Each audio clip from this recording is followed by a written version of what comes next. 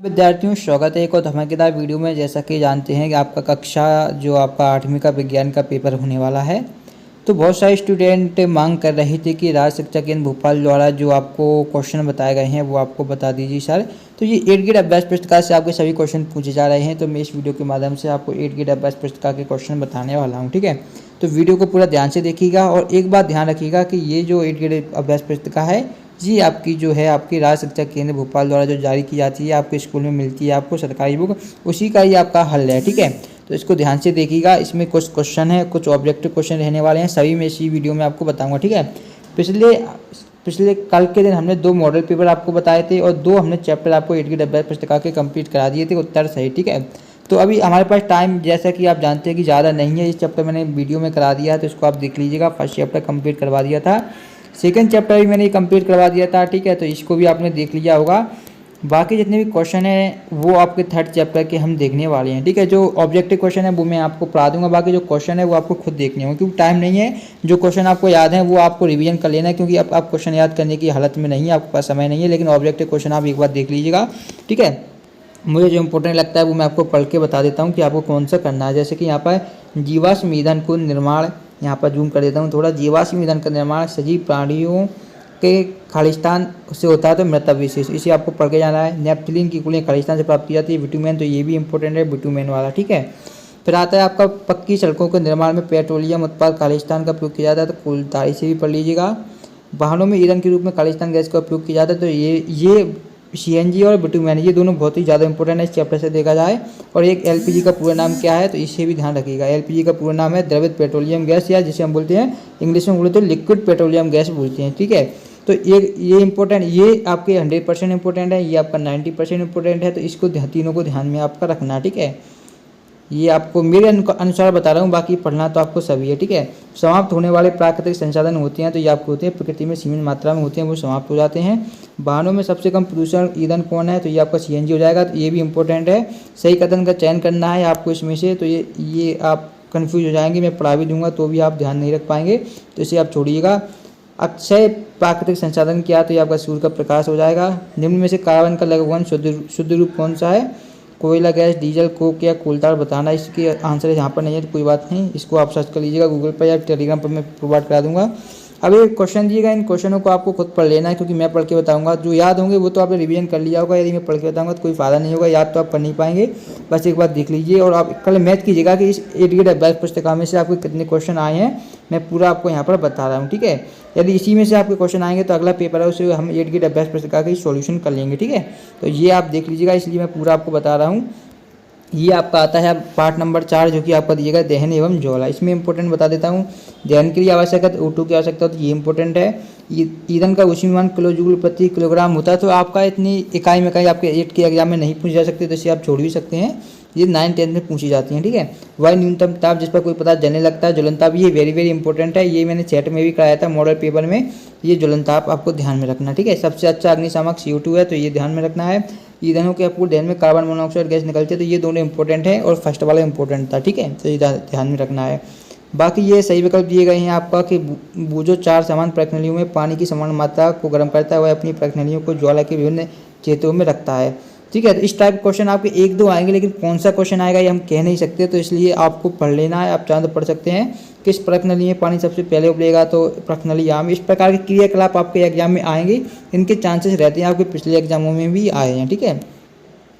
तो इसे आप पढ़ सकते हैं। ये वाला देख सकते हैं, ये इंपॉर्टेंट लग रहा है कि वायु में किस गैस की अधिक मात्रा विश्व उष्णन यानी ग्लोबल वार्मिंग का कारण बनती है। ये इंपॉर्टेंट क्वेश्चन है, इसे आप इंपॉर्टेंट रखिए, ये आपका 9th क्लास में तक पूछा जाता है। ये आपका कार्बन डाइऑक्साइड हो जाएगा, इसे आपको ध्यान में रखना है। जितने इंपॉर्टेंट बता रहा हूँ वो तो आपको 100% याद करना ही है। विद्युत उपकरण तथा पेट्रोल जैसे ज्वलनशील पदार्थों में लगी आग को नियंत्रित किया जा सकता है, तो कार्बन डाइऑक्साइड द्वारा नियंत्रित किया जा सकता है, तो ये भी इंपॉर्टेंट है, ठीक है। मैं ऑब्जेक्टिव ही यहाँ पर बता रहा हूँ, बाकी जो क्वेश्चन है आपको वो आपको मैच कर लेने हैं कि 8 ग्रेड अभ्यास पुस्तिका में आपके क्वेश्चन आते हैं या नहीं, ठीक है। कौन सा पदार्थ कमरे के ताप पर वायु में जल उठता है, तो ये आपका होता है फास्फोरस, ध्यान रखना, ठीक है। तो ये भी वेरी वेरी इंपॉर्टेंट है, इसको भी आपको पढ़ के जाना है। बाकी जो इंपॉर्टेंट क्वेश्चन है वो भी मैं बता देता हूँ। दहन की परिभाषा आपको याद कर लेनी है यदि आप चाहें तो। ज्वलन ताप, इसकी परिभाषा भी याद कर लीजिएगा और ये पूरे क्वेश्चन ही आप याद कर सकते हैं। ऊष्मीमान, इसकी भी डेफिनेशन तो याद होनी चाहिए आपको। वैसे क्वेश्चन सभी इंपॉर्टेंट ही हैं मेरे अनुसार, क्योंकि जो आपको 8 ग्रेड में दिए गए सभी इंपॉर्टेंट क्वेश्चन ही दिए गए हैं। और अभी मैंने इंपॉर्टेंट क्वेश्चन छांटे भी नहीं है आपके लिए, केवल मैं ऑब्जेक्टिव इंपॉर्टेंट बता दूंगा, क्योंकि ऑब्जेक्टिव जो लगभग पिछले वर्षों में आ रहे हैं और जो इंपॉर्टेंट रहते हैं वो मैं आपको बता सकता हूँ, ठीक है। ये आपका प्रोजेक्ट कार्य आपको नहीं करना है। 5वां पार्ट आ जाता है जो कि है आपका यहाँ पर पौधों एवं जंतुओं में संरक्षण, ठीक है। तो इसको भी देखिएगा। इसमें जो इम्पोर्टेंट है संकटापन्न स्पीसीज के रेड डाटा पुस्तक में रिकॉर्ड रहता है। तो ये रेड डाटा एक क्वेश्चन तो वैसे इम्पोर्टेंट है रेड डाटा वाला, तो ये आपको ध्यान रख लीजिएगा, ये इसी इंपॉर्टेंट समझ के आप पढ़ लीजिएगा।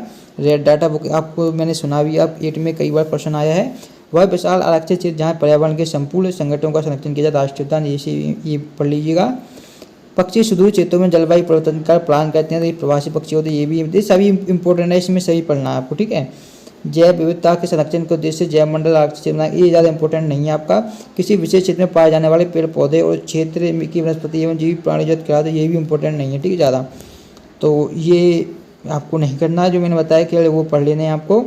फिर आता है वनोन्मूलन से वायुमंडल में किसका स्तर बढ़ता है, तो ये आपका इसी पढ़ लीजिएगा। इसे पौधे एवं जंतुओं के लिए सुरक्षित क्षेत्र कौन सा है, तो ये आपका उपरोक्त सभी हो जाएगा, इसे भी पढ़ के जाइएगा, ठीक है। खेती करने के लिए वनों के बड़े बड़े भूभाग साफ कर दिए जाते हैं, इस प्रक्रिया में पर्यावरण के ऊपर क्या प्रभाव पड़ता है, तो मृदा अपरदन, ये भी इंपॉर्टेंट है।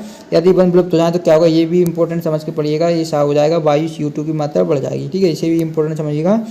जंतु जिनकी संख्या एक निर्धारित स्तर से कम होती जा रही है वे विलुप्त हो सकते हैं कहलाते हैं, तो ये आपका हो जाएगा इनमें से कोई नहीं, तो ये भी पढ़ लीजिएगा, ठीक है।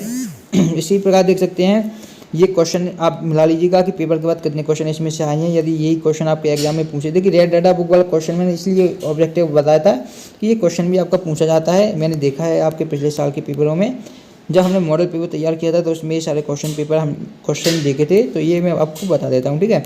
मैं क्वेश्चन इसलिए नहीं बता रहा, एक बार चेक कर लीजिएगा पेपर में आपके क्वेश्चन इसमें से आते हैं या नहीं। अगर ये क्वेश्चन आपके पेपर में आएंगे तो अगले में अगर जो पेपर होगा उसके मैं पूरे आपको इसके सॉल्यूशन इंपॉर्टेंट क्वेश्चन प्रोवाइड करा दूंगा, ठीक है।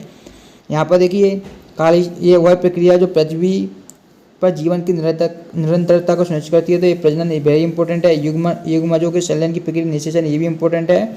इस प्रकार का जन्म जिसमें नर तथा मादा युग्मक का संलयन होता है लैंगिक जन्म कहलाता है, ये भी इंपॉर्टेंट है। वे जंतु जो सीधे ही शिशु को जन्म देते हैं जरायु जंतु कहलाते हैं, ये भी इंपॉर्टेंट है। ये सभी इंपॉर्टेंट है, इसमें से एक को भी नहीं छोड़ना है, ठीक है। आगे देखिएगा, ये आपका दिया गया है सही विकल्प है। प्रजननली शिशु का विकास होता है, तो ये आपका मादा के शरीर में, ये भी इंपॉर्टेंट है। डायग्राम वाले आएंगे तो ये डायग्राम आप देख लीजिएगा, डायग्राम वाला इस प्रकार कहीं आता है, हो सकता है आपका चांस तो है, लेकिन एक बार मैं बता देता हूँ कहीं आ जाए। चित्र में दर्शाए जंतु के जीवन चक्र के विभिन्न अवस्थाएं ABC दी गई हैं, तो इसका केवल आंसर देख लीजिए क्या आएगा आपका। आंसर ब आएगा, जो कि है A अंडे, B आरंभी टेडपोल, C बाद का टेडपोल, वयस्क, ये आपका दिया गया है, ठीक है। अब आगे देखिए, एक किसान अदरक की खेती करना चाहता है, वह परिवर्धन की कौन सी विधि का उपयोग लाएगा, तो ये ब वाला लाएगा, कायिक प्रवर्धन, ठीक है। ये आपको मैंने बता दिया है, ये आपको इंपॉर्टेंट समझ के पढ़ लेना है। मेढक के जीवन चक्र की अवस्था, टेडपोल के, ये भी आयोडीन, ये भी इंपॉर्टेंट है। जितने भी आपके तत्व वाले होते हैं वो तो इंपॉर्टेंट रहते हैं, ध्यान रखिएगा, ठीक है। द्विखंडन द्वारा जनन किस विधि में पाई जाती है, तो ये आपका हो जाएगा अमीबा, ये वेरी वेरी इंपॉर्टेंट है, इसको ध्यान रखिएगा, ठीक है। अमीबा वाले क्वेश्चन आपके आते हैं ईस्ट वाले। IB आपका पूरा नाम इन विट्रो निषेचन, इसे भी याद कर लीजिएगा। किस जीव को अंडा सबसे बड़ा होता है, शुतुरमुर्ग, ये भी इंपॉर्टेंट समझ सकते हैं इसे। भूल का अंतर विकास कहाँ होता है, तो भूल का अंतर विकास गर्भाशय में होता है, ये भी पढ़ लीजिएगा। बाकी जो क्वेश्चन थोड़े बड़े हैं उनको मैंने बता दिया है आपको किस प्रकार से आपको करना है। मानव शुक्राणु को चित्र आप सीख सकते हैं, इस तरीके का आपका बनाना होगा। इसी प्रकार आप आगे यहाँ पर देख सकते हैं, मानव में मादा जननांग का इस चित्र आप यहाँ पर देख सकते हैं। इसी प्रकार ये जरायु जंतु अंड पर, ये भी क्वेश्चन आप यहाँ पर देख सकते हैं, ठीक है। अब यहाँ पर पार्ट 7 यहाँ से आपका प्रारंभ होता है। इसमें से जो आपका इंपॉर्टेंट है, अब मैं पढ़ के नहीं बताऊंगा। पीयूष ग्रंथि वाला इंपॉर्टेंट है, इंसुलिन की कमी से ये वाला इंपॉर्टेंट है, गायटा, ये भी पढ़ लेना, ठीक है। यानी कि लगभग ऑब्जेक्टिव तो आपको लगभग सभी ही पढ़ने हैं, ठीक है। किशोरावस्था की अवधि पूछी गई है, तो इसमें आपको बतानी है मानव तंत्रिका में गुणसूत्रों की संख्या 23 जोड़ी हुई है, ये आपको पता होगा, ये हवाला हो जाएगा। किस ग्रंथि द्वारा स्रावित हार्मोन रुधिर में नमक की मात्रा को संतुलित करता है, तो ये आपको हो जाएगा, आ का ऑप्शन है थायराइड ग्रंथि, ठीक है। समानतः किशोर अवस्था में किशोर के लिए सर्वोत्तम आहार क्या होता है, तो इसका जो आंसर आपका हो जाएगा सावाला, रोटी, दाल और सब्जियां होती हैं। किसी कोशिका के भीतर वह कौन सी संरचना है जो बच्चों में लिंग निर्धारण के लिए उत्तरदायी होती है, तो ये हो जाएगा आपका गुणसूत्र ही होती है, ठीक है। वो भी पिता का गुणसूत्र होता है, उसके द्वारा ही लिंग निर्धारण होता है। पिता में XY गुणसूत्र होता है और माता में X और X होता है, तो ये बाई होता है। इससे ही निर्धारण होता है कि जो बच्चा होगा वो पुत्र होगा या पुत्री होगी। यदि पिता का X और X का संकलन होता है तो पुत्री होती है, और बाई X का होता है तो आपका पुत्र होता है, ये होता है, ठीक है। बूझो वाले क्वेश्चन भी आपके एग्जाम में पूछे ही जाते हैं। किशोरावस्था की आयु पूछी गई थी तो 11 से 19 वर्ष होती है, ध्यान रखिएगा। किशोरों को कहते हैं, किशोर को टीनेजर्स कहते हैं, ये आप पढ़ लीजिएगा। ये किशोरावस्था से संबंधित 1-2 क्वेश्चन आपके एग्जाम में आएंगे। एड्स नामक रोग किस वायरस के द्वारा होता है, तो ये आपका HIV वायरस के द्वारा होता है। नर और मादा जनन हार्मोन के नाम लिखिए, एक तो टेस्टोस्टेरोन हार्मोन और एस्ट्रोजन होता है, ठीक है। पूछ ग्रंथि किस प्रकार की ग्रंथि है, तो पूछ ग्रंथि को हम मास्टर ग्रंथि बोलते हैं, यहाँ पर दिया गया होगा। पूछ ग्रंथि एक अंतःस्रावी ग्रंथि है जो मस्तिष्क से जुड़ी होती है। लघुत्तरीय प्रश्न आप यहाँ से पढ़ सकते हैं, ठीक है।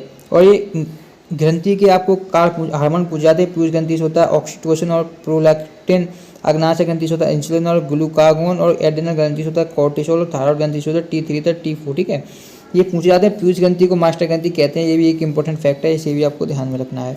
किशोरावस्था में होने वाले शारीरिक परिवर्तन, ये क्वेश्चन आप देख सकते हैं। मैंने केवल क्वेश्चन इसलिए बता रहा हूँ आपको जिससे आप मैच कर पाएँ कि इनमें से आपके क्वेश्चन एग्जाम में आए थे या नहीं, या आपको पता चल जाएगा कि आपके 8 ग्रेड अभ्यास पुस्तिका से क्वेश्चन आ रहे हैं या नहीं, ठीक है। तो इसको देख लीजिएगा, ये सभी क्वेश्चन है। अगला चैप्टर आता है बल एवं दाब। तो बल किसी वस्तु पर लगने वाले धक्के खिंचाव को हम बल कहते हैं, इसे भी पढ़ना है आपको। ऑब्जेक्टिव सभी आपको पढ़नी है, ठीक है, ध्यान रखिएगा। संपर्क बल, गुरुत्वाकर्षण बल सभी इंपॉर्टेंट है, ये पढ़ लीजिएगा, ये भी पढ़ लीजिएगा। निम्न में से संपर्क बल है तो पेशीय बल हो जाएगा।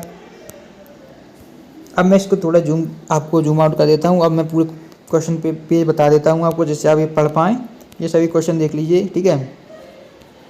ये सभी क्वेश्चन आपको दिए गए हैं, ये आपको ऑब्जेक्टिव सभी पढ़ने हैं। बाकी क्वेश्चन आपको बाद में पेपर के बाद मैच कर लेने हैं।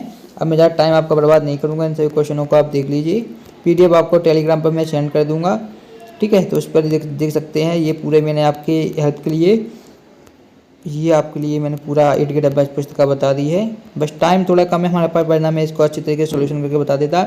अब ये पेपर जब आपका हो जाए, जब आप कमेंट करके बताइएगा कि इसमें से कितने क्वेश्चन आपके फंसे हैं। यदि इसमें से क्वेश्चन आपके आए हैं तो अगले पेपर में 8 ग्रेड अभ्यास पुस्तिका का संपूर्ण सॉल्यूशन पार्ट बाई पार्ट सभी चैप्टरों का आपको प्रोवाइड करा दूंगा और आपको याद भी करवा दूंगा। तो कमेंट करके जरूर बताइएगा। ऐसा नहीं है कि वीडियो पेपर देने के बाद आप कमेंट ना करें, पेपर देने के बाद एक बार इस वीडियो पर वापस आइएगा और कमेंट करिएगा कि इसमें से कितने क्वेश्चन आपके आए हैं। यदि 60 में से 30-40 नंबर के क्वेश्चन भी इसमें से आते हैं तो ये हमारे लिए बहुत है, हम फिर इसका सॉल्यूशन स्टार्ट करा देंगे, ठीक है। और इसकी PDF आपको हमारे टेलीग्राम ग्रुप पर मिलेगी, तो डिस्क्रिप्शन में टेलीग्राम ग्रुप की लिंक है, टेलीग्राम ग्रुप ज्वाइन जरूर कीजिएगा। मिलते हैं नेक्स्ट वीडियो में, धन्यवाद।